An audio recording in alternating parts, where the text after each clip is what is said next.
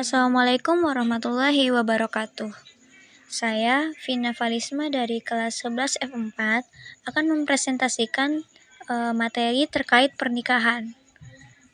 Nah, yang pertama, kita masuk ke pengertian pernikahan. Seperti yang terlampir dalam PPT-nya, pengertian pernikahan itu ada dua, ada yang menurut bahasa dan yang menurut istilah. Menurut bahasa sendiri, pernikahan artinya menghimpun atau mengumpulkan. Sedangkan menurut istilahnya, pernikahan adalah suatu ikatan lahir batin antara seorang laki-laki dengan perempuan yang bukan muhrim sebagai suami istri, dengan tujuan untuk membina suatu rumah tangga yang bahagia berdasarkan tuntunan Allah Subhanahu wa Ta'ala. Nah, pernikahan ini juga memiliki dasar hukum sebagaimana ibadah-ibadah yang lainnya ya. Jadi, makanya pernikahan itu merupakan ibadah, salah satu ibadah yang disarankan untuk dilakukan oleh umat Islam. Nah, apa aja sih dalil naklinya atau dasar hukum dari pernikahan ini? Yang pertama, itu ada di dalam Quran surat An-Nisa ayat 1. Arti dari ayat ini yaitu, "Wahai manusia, bertakwalah kepada Tuhanmu yang telah menciptakanmu dari diri yang satu, Adam, dan dia menciptakan darinya pasangannya, Hawa. Dari keduanya Allah memperkembangbiakan laki-laki dan perempuan yang banyak. Bertakwalah kepada Allah yang dengan namanya kamu saling meminta dan peliharalah hubungan kekeluargaan. Sesungguhnya Allah selalu menjaga dan mengawasimu." Nah, selain Quran Surat An-Nisa ayat 1 ini, ada dalil lainnya yang memperkuat tentang pernikahan ini. Itu ada Quran Surat An-Nur ayat 32 yang tertera pada PPT-nya. Kemudian ada Quran Surat Ar-Rum ayat 21 seperti yang tertera pada PPT. Nah, selanjutnya kita masuk ke dalam tujuan pernikahan, di mana pasti setiap ibadah atau setiap yang dianjurkan dalam Islam pasti punya hikmah dan tujuan di balik itu semua, seperti pernikahan. Nah, tujuan pernikahan yang pertama seperti yang tertera, memenuhi tuntutan naluri manusia yang asasi. Karena pernikahan itu kan merupakan fitrah kemanusiaan serta naluri kemanusiaan. Jika naluri kemanusiaan itu tidak terpenuhi melalui jalan yang benar atau melalui pernikahan, maka bisa menjerumuskan seseorang itu ke jalan yang buruk yang diharamkan oleh Allah Subhanahu wa Ta'ala. Contohnya zina gitu. Jadi, tujuan pernikahan yang pertama itu memenuhi tuntunan naluri manusia. Terus yang kedua ada sebagai benteng yang kokoh bagi akhlak manusia. Rasulullah SAW pernah bersabda, "Wahai para pemuda, barang siapa di antara kalian berkemampuan untuk nikah, maka nikahlah. Karena nikah itu lebih baik, itu lebih menundukkan pandangan dan lebih membentengi farji, kemaluan, dan barang siapa yang tidak mampu, maka hendaklah ia puasa, saum, karena saum itu dapat membentengi dirinya." Jadi, berdasarkan hadis yang saya bacakan tadi, itu dapat kita simpulkan bahwa dengan menikah dapat menghindarkan seseorang itu dari perbuatan keji dan yang perbuatan kotor, dan dengan menikah itu tidak akan rendah martabatnya gitu, tidak akan meruntuhkan dan merendahkan martabatnya. Terus yang ketiga itu ada menegakkan rumah tangga Islami. Nah, untuk menikah ini kita perlu memilih pasangan yang tepat atau calon yang tepat untuk kita. Nah, itu nanti akan disinggung di bagaimana cara memilih pasangan dalam pernikahan gitu. Nanti akan ada saya bahas. Nah, tujuannya itu biar kita dapat terbentuk atau terbinalah suasana keluarga sakinah mawaddah dan warahmah. Terus yang keempat itu ada memperoleh keturunan. Nah, ada Allah berfirman dalam Quran surat An-Nahl ayat 72 yang artinya, Allah menjadikan bagimu pasangan, suami atau istri dari jenis kamu sendiri, menjadikan bagimu dari pasanganmu anak-anak dan cucu-cucu, serta menganugerahi kamu rezeki yang baik-baik. Mengapa terhadap yang batil mereka beriman, sedangkan terhadap nikmat Allah mereka ingkar? Nah, jadi dari ayat itu ada disinggung tujuan pernikahan itu untuk mendapat keturunan yang soleh dan solehah, agar nantinya dapat meneruskan generasi-generasi yang berkualitas juga. Nah, itu tujuannya sudah jelas ya. Kemudian kita masuk ke hukum pernikahan. Hukum pernikahan itu ada 5. Ada sewaktu-waktu pernikahan itu wajib dilakukan, ada mubah, ada sunnah, ada makruh, dan haram ya. Nah, kapan sih seseorang itu wajib menikah? Orang itu wajib menikah jika dia memang sudah mampu untuk menikah, dan jika dia tidak menikah, dia akan tergelincir gitu pada perbuatan zina. Terus yang kedua itu mubah. Kapan seseorang mubah untuk menikah? Ya, jika seseorang itu menikah, dia punya kemampuan nih untuk menikah dan mampu menghindarkan diri dari zina. Nah, jadi dia hanya menikah untuk kesenangannya. Jadi dia intinya menikah, punya kemampuan untuk menikah, tapi dia juga mampu menghindari diri dari zina. Jadi dia tujuannya menikah cuma buat kesenangan, jadi itu mubah. Terus yang ketiga ada sunnah. Sunnah itu terjadi jika apabila seseorang itu udah ingin tuh untuk menikah dan punya kemampuan juga untuk memberikan nafkah lahir maupun batin.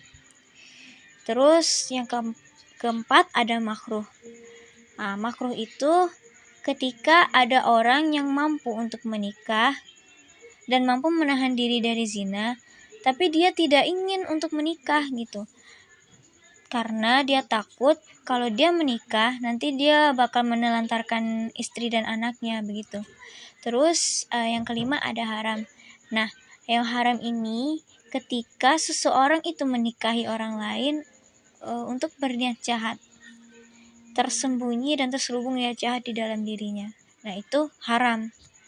Kemudian kita masuk ke ini bagaimana memilih pasangan dalam pernikahan. Seperti yang udah disinggung dalam tujuan pernikahan tadi, bagaimana cara memilih pasangan dalam pernikahan yang tepat biar terbina keluarga sakinah, mawaddah, dan warahmah. Nah, Rasulullah Shallallahu Alaihi Wasallam itu pernah bersabda, perempuan itu dinikahi karena 4 hal, yaitu karena hartanya, keturunannya, kecantikannya, dan agamanya. Maka pilihlah yang baik agamanya, niscaya kamu akan beruntung. Nah, ditekankan dalam situ, pilihlah yang baik agamanya, niscaya kamu akan beruntung. Jadi, memang ada 4 kriteria ketika seseorang memilih perempuan yang ingin dinikahi. Pertama itu harta, keturunan, kecantikan, dan agama. Dan yang paling diutamakan itu adalah agamanya yang baik gitu. Karena kalau menurut saya pribadi, kalau agamanya sudah baik, semuanya pasti ikut baik gitu. Dia bakal bisa menuntun keluarganya untuk ke jalan yang lebih baik dan dekat dengan surga. Dan selanjutnya ada ketentuan pernikahan. Kita masuk ke ketentuan pernikahan. Pertama itu ada rukun. Nah, rukun itu pasti harus dikerjakan dan dilaksanakan. Dan jika ditinggalkan itu menimbulkan ketidaksahnya atau batal. Pernikahan itu akan batal. Nah, rukun nikah itu adanya calon suami, adanya calon istri, ada wali nikah, ada 2 orang saksi, serta ada akad nikah. Akad nikah itu adalah ucapan ijab kabul. Kemudian ada, ini syarat pernikahan. Syarat-syarat dalam pernikahan yang harus dipenuhi yaitu ada calon suami, ada calon istri, ada wali nikah, ada saksi nikah, dan ada ijab kabul. Terus mahram. Nah, mahram ini orang-orang yang tidak boleh dinikahi. Orang-orang yang tidak boleh dinikahi dalam syariat Islam. Nah, sebagaimana dalam firman Allah Quran surat An-Nisa ayat 23 sampai 24. Terus mahram ini ada terbagi nih 2 kelompok berdasarkan kondisinya. Yang pertama itu ada mahram mu'abbad. Mahram mu'abbad ini memang benar-benar tidak boleh dinikahi selama-lamanya. Contohnya itu dia tuh satu keturunan, terus satu susuan, mertua perempuan, anak tiri jika ibunya sudah dicampuri, bekas menantu perempuan, dan bekas ibu tiri. Nah, yang kedua itu ada mahram muakat. Itu dia tidak boleh dinikahi ya, mahram yang tidak boleh dinikahi tapi pada kondisi tertentu saja gitu. Dan jika kondisi ini hilang maka menjadi halal. Misalnya itu saudara sepersusuan kakak dan adiknya. Hal ini boleh dinikahi tetapi setelah yang satu statusnya sudah bercerai atau meninggal dunia. Nah, untuk yang ketentuan pernikahan yang terakhir itu ada, ini pernikahan yang tidak sah. Ada beberapa pernikahan yang tidak sah menurut pandangan Islam, ada 8. Pertama itu ada nikah mut'ah. Nah, nikah mut'ah ini pernikahan yang dibatasi untuk jangka waktu tertentu atau istilahnya tuh kawin kontrak gitu. Itu tuh baik sebentar maupun lama jangka waktunya, itu dilarang dan diharamkan dalam Islam. Terus yang kedua itu ada nikah sigar. Nikah sigar itu pernikahan dengan persyaratan barter tanpa pemberian mahar. Terus yang ketiga ada nikah muhalil. Nikah muhalil itu seorang laki-laki dia sengaja menikahi perempuan yang sudah dicerai oleh suaminya yang pertama sebanyak 3 kali. Nah, setelah mereka menikah, kemudian si istri diceraikan agar suami pertamanya itu bisa menikahnya kembali gitu. Nah, ini nggak boleh dalam Islam. Nah, itu terus yang keempat pernikahan orang yang ihram, yaitu tuh orang yang sedang melaksanakan ihram haji atau umroh dan belum memasuki waktu tahallul. Yang kelima pernikahan dalam masa idah. Nah, masa idah itu masa tunggu ya atau masa berkabung yang wajib dilalui oleh seorang wanita muslim setelah atau baru putusnya hubungan perkawinan dia gitu. Jadi pernikahan dalam masa idah tuh tidak boleh. Dia tuh harus memang habis dulu masa idahnya baru diperbolehkan. Terus yang keenam ada pernikahan tanpa wali. Nah, sedangkan rukun tadi, wali itu termasuk rukun ya. Dalam rukun tuh ada wali. Nah, ini tanpa wali, maka itu pernikahannya tidak sah. Nah, lagian kalau tanpa wali juga pernikahannya tuh nggak ada izin berarti kan. Terus nomor 7 lagi ya, pernikahan dengan wanita kafir selain wanita-wanita ahli kitab. Nah, itu juga tidak dibolehkan. Yang ke-8, menikahi mahram. Nah, ini paling nggak boleh menikahi mahram ini. Dan mahram itu tadi sudah dijelaskan ya sebelumnya apa aja. Selanjutnya kita lanjut ke hak dan kewajiban suami dan istri. Nah, ini dia. Itu ada kewajiban suami terhadap istri, kewajiban istri terhadap suami, dan hak suami atas istri. Yang pertama itu kita masuk ke kewajiban suami terhadap istri. Nah, seorang suami itu harus memberi nafkah lahir kepada istri seperti pakaian, tempat tinggal, dan memenuhi nafkah batin seperti cinta, kasih sayang, dan perhatian. Terus yang kedua itu suami wajib menggauli istri secara makruf. Nah, dengan cara yang layak dan patut. Misalnya seperti memberikan kasih sayang, mau menghargai istrinya dan memperhatikannya. Kemudian seorang suami juga harus memimpin keluarganya dengan penuh tanggung jawab.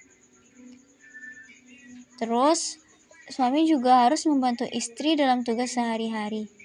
Terutama mendidik anak-anak. Itu bukan hanya tugas istri, walaupun suami pergi untuk bekerja, suami juga harus bisa meluangkan waktu untuk mendidik anak-anaknya. Terus yang terakhir itu menjaga martabat dan kehormatan istrinya. Nah, aib dalam rumah tangga tuh harus saling ditutupi gitu, harus saling dijaga. Jadi kalau suami punya aib, istri juga harus bungkam, begitupun sebaliknya. Jadi martabat dan kehormatan di dalam rumah tangganya itu terjaga. Terus kita masuk ke kewajiban istri terhadap suami. Yang kedua, kewajiban istri terhadap suami. Nah, apa aja sih kewajiban sebagai seorang istri? Yang pertama, istri wajib patuh dan taat kepada suami. Nah, itu harus ya. Menaati suami itu merupakan perintah Allah. Sebab dalam rumah tangga, seorang suami itu adalah kepala rumah tangganya. Jadi kita harus mendengar dan menaati selama apa yang diinginkan suami itu masih di dalam ajaran Islam. Masih dianjurkanlah dalam Islam gitu, nggak di luar ajaran Islam. Terus selanjutnya memelihara dan menjaga kehormatan dirinya dan keluarganya serta harta benda suaminya. Nah, ini ada dalam Quran surat An-Nisa ayat 34. Lalu, kewajiban istri terhadap suami selanjutnya adalah mengurus dan mengatur rumah tangga dengan baik sesuai dengan fungsinya. Terus, memelihara dan mendidik anak. Nah, ini terutamanya nih pendidikan agama. Nah, yang selanjutnya itu berhias untuk suami, garis bawahi untuk suami, bukan untuk orang lain. Karena berhias bagi seorang istri termasuk nilai ibadah. Berhias tapi untuk suaminya ya, bukan buat orang lain, hanya untuk suaminya. Niat dia untuk cantik dipandang oleh suaminya. Terus bersikap ridho dan syukur pada suami. Nah, itu kewajiban sebagai seorang istri juga. Selanjutnya itu ada menciptakan suasana rumah tangga yang menyenangkan dan penuh ketentraman. Nah, itu kewajiban-kewajiban yang harus dilakukan oleh suami sama istri. Nah, kita masuk ke dalam hak suami atas istri lagi. Yang pertama, suami itu wajib ditaati oleh istri dalam seluruh perkara, kecuali maksiat. Nah, yang kedua, suami itu berhak mendapat pelayanan yang baik dari istrinya. Yang ketiga, suami itu memberikan izin atau istri itu meminta izin kepada suami jika ia hendak keluar rumah.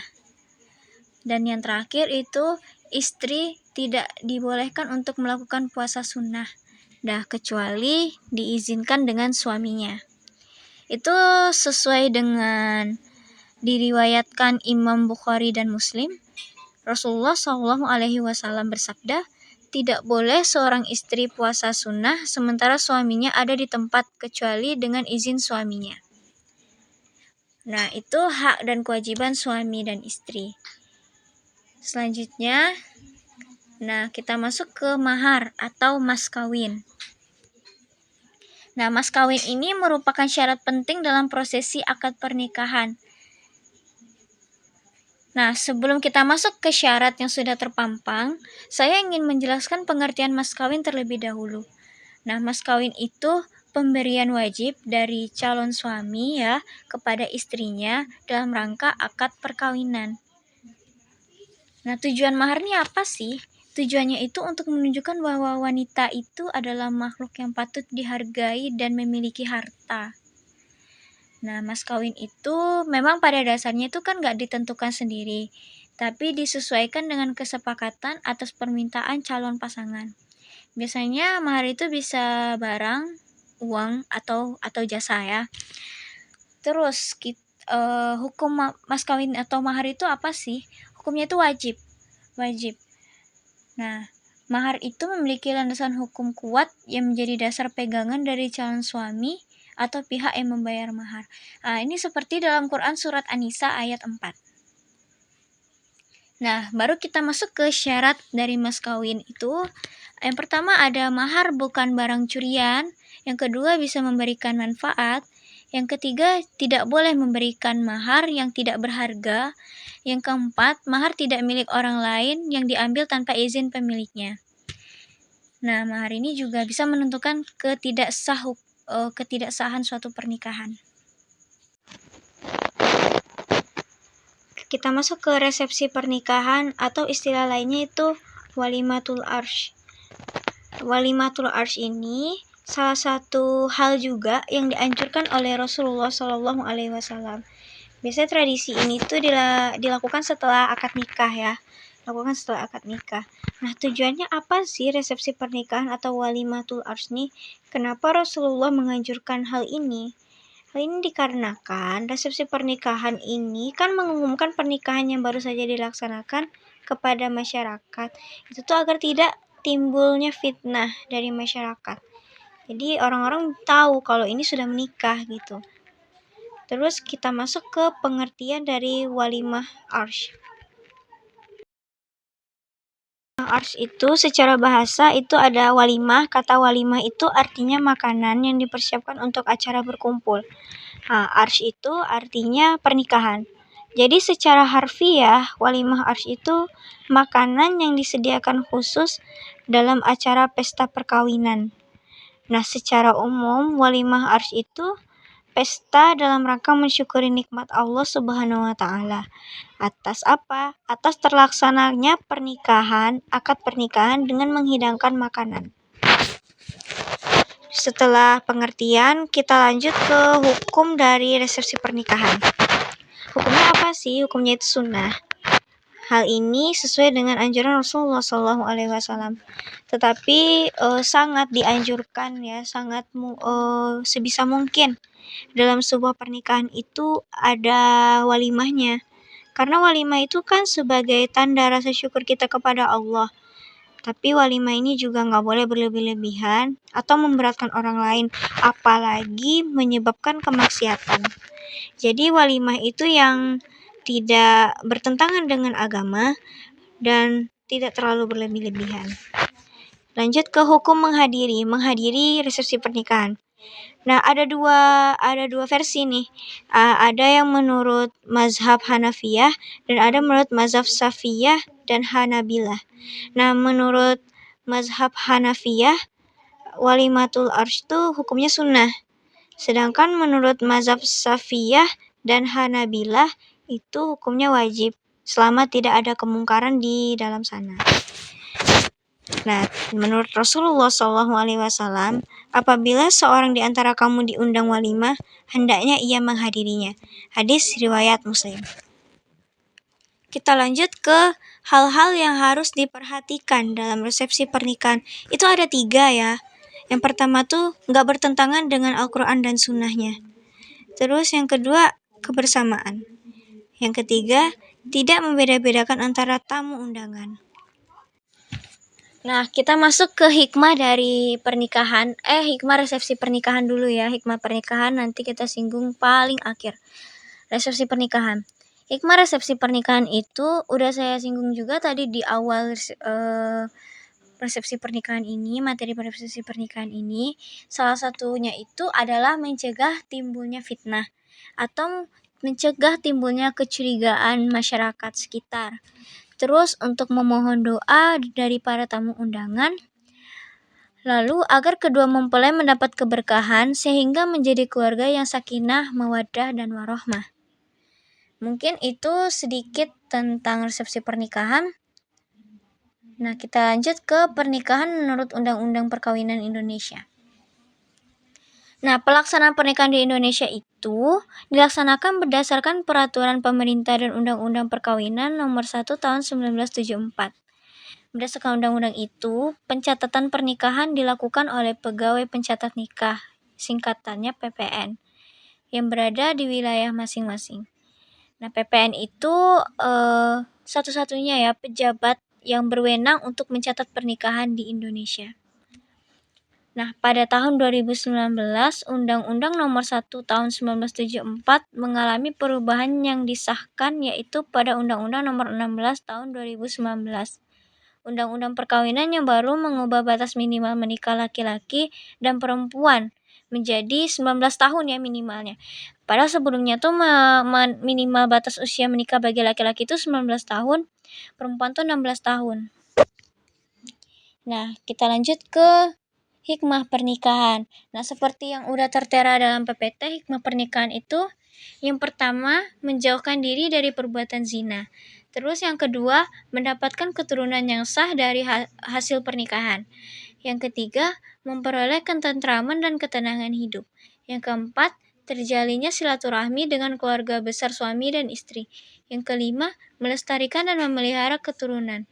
Yang keenam, hidup bahagia dunia dan akhirat. Assalamualaikum.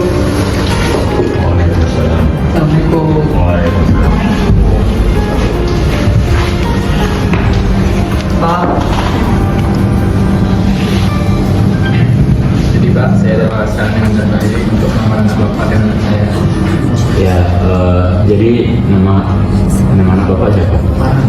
Oke, Farhan. Farhan, apakah kamu bersedia? Sedia, Pak. Ya, jadi saya tanya dulu sama saya ya. Oke, Pak.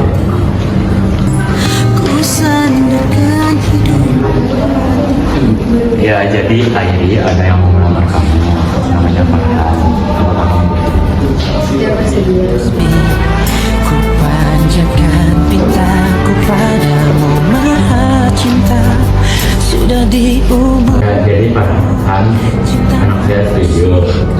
Kalau kamu, apakah kamu setuju? Setuju, Pak. Baik. Halo, Farhan. Nama kamu siapa?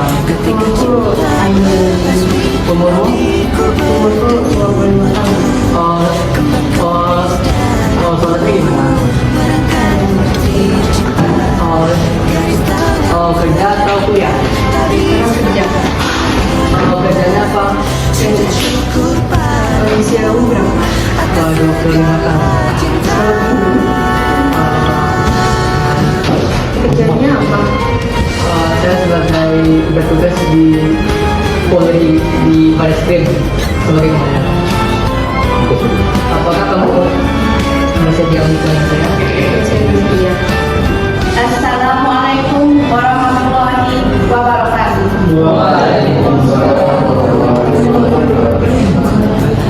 Alhamdulillah, alhamdulillah bagi Rabbil Alamin.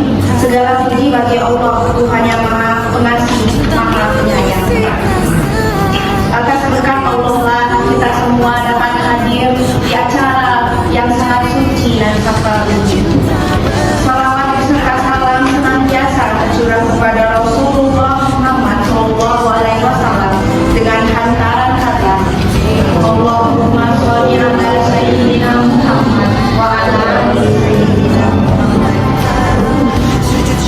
Yang dengan rasa syukur marilah kita sambut kehadiran para tamu undangan terhormat dalam acara pernikahan yang berbahagia ini. Pernikahan adalah ikatan suci yang dilandasi cinta, kasih sayang, dan keikhlasan. Hari ini di tengah berkah dan ridho Allah, dua insan yang berbahagia akan menyatukan dua jiwa dan membentuk rumah tangga baru. Mari kita saksikan bersama momen bersejarah ini dengan penuh kegembiraan dan doa restu. Sebelum kita memulai rangkaian acara kita pada hari ini, marilah kita bersama-sama memohon kepada Allah Subhanahu wa Ta'ala agar memberikan kita berkat dan hidayahnya kepada pasangan pengantin yang akan menjalani hidup baru ini. Marilah kita dengarkan sesaat pembacaan doa yang dibawakan oleh Tina. Pada Tina kita persilakan.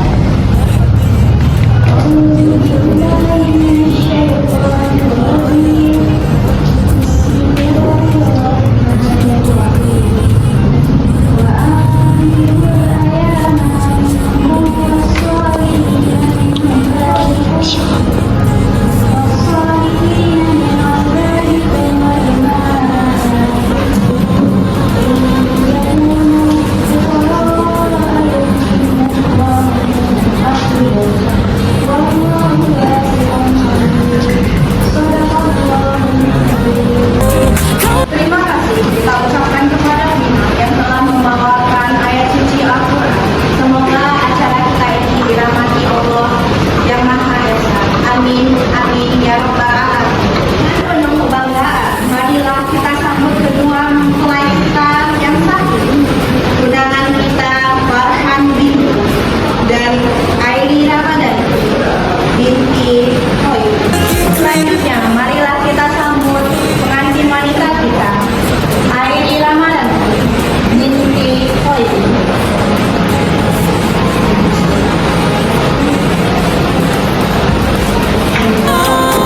Selanjutnya, kita akan memasuki prosesi akad nikah. Mohon doa restu dari hadirin sekalian agar prosesi ini berjalan lancar dan diberkahi oleh Allah Subhanahu wa Ta'ala. Baiklah, Pak Kiai, Farhan dan Tuan Masih Abdullah yang beliau nanti pada saat nikah Pak Kiai alhamdulillah saya nikah dan nikahkan dan kawinkan Farhan bin Bud dengan Airi Ramadhani binti Airi dengan secara alat sholat dan dan mahar 100 gram emas dibayar tunai. Dan untuk nafkahan, silakan bilang saya terima nikah dan kawinnya Farhan bin Bud dengan Airi Ramadhani binti Khairi dengan seperangkat alat salat dan 100 gram emas dibayar tunai. Saya nikahkan Farhan bin Bud dengan anak saya Airi Ramadhani binti Khairi dengan seperangkat alat salat dan mahar 100 gram emas dibayar tunai.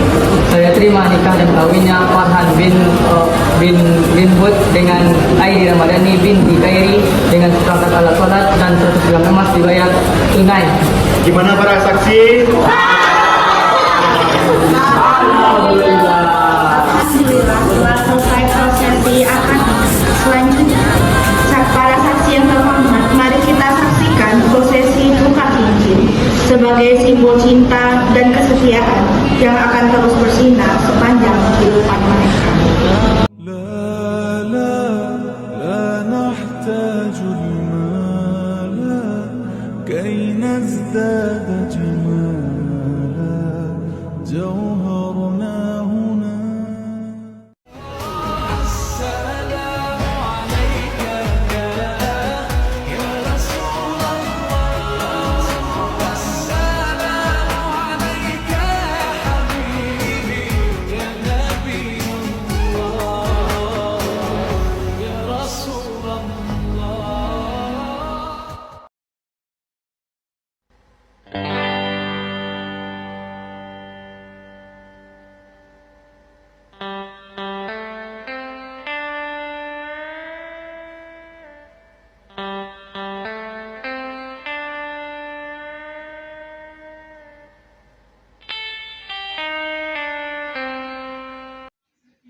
Nah, sekian presentasi dari saya dan mohon maaf atas segala kekurangan. Assalamualaikum warahmatullahi wabarakatuh.